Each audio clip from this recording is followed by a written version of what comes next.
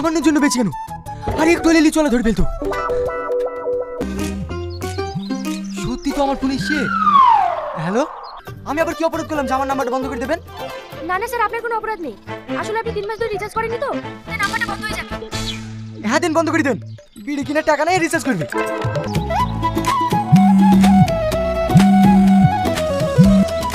Hello sir, কালকে আপনাকে phone করেছিলাম রিচার্জের জন্য। আপনি এখনো পর্যন্ত রিচার্জ করেননি কেন? আপনাকে আমি কতবার করে বলবো আমি কাজকর্ম করিনি, কাজ টাকা পয়সা নেই। আর এমনি তো আমি কাউকে ফোন করিনি, আর আমাকে ফোন করার মতো কেউ নেই। দেন, সিম বন্ধ করে দেন।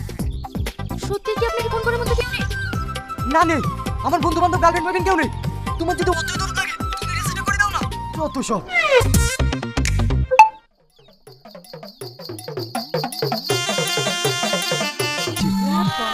হ্যালো ম্যাডাম, আপনাকে অনেক অনেক ধন্যবাদ রিচার্জটা করে দেওয়ার জন্য। আমি আপনার সাথে 5 মিনিট কথা বলতে চাই। আপনি কি এখন ফ্রি আছেন? হ্যাঁ ম্যাডাম, বলুন না।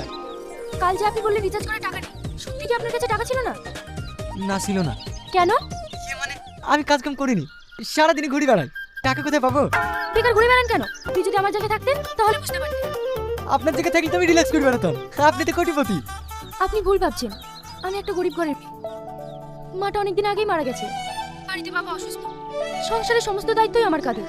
সারা মাস কাজ করে মাত্র 8,000 টাকা মাইনে পাই। তার মধ্যে 5,000 টাকায় বাবার ওষুধ কিনতে চলে যায়। তাহলে আপনিই বলুন, আমি একজন মেয়ে হয়ে যদি এত কষ্ট করে সংসার চালাতে পারি, তাহলে আপনি একজন ছেলে হয়ে কেন পারবেন না? তাই টাকা উপার্জন করা শিখুন। রাখলাম। দাঁড়ান দাঁড়ান, চলে আসছি। ক টাকা হলো? 20 টাকা।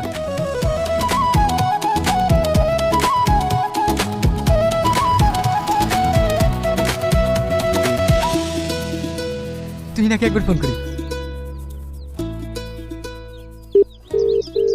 হ্যালো, আমি রাহুল বলছি।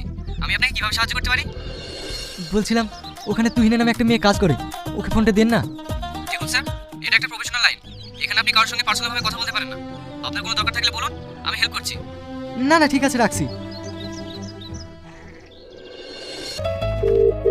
হ্যালো, আমি তুহিনা বলছি।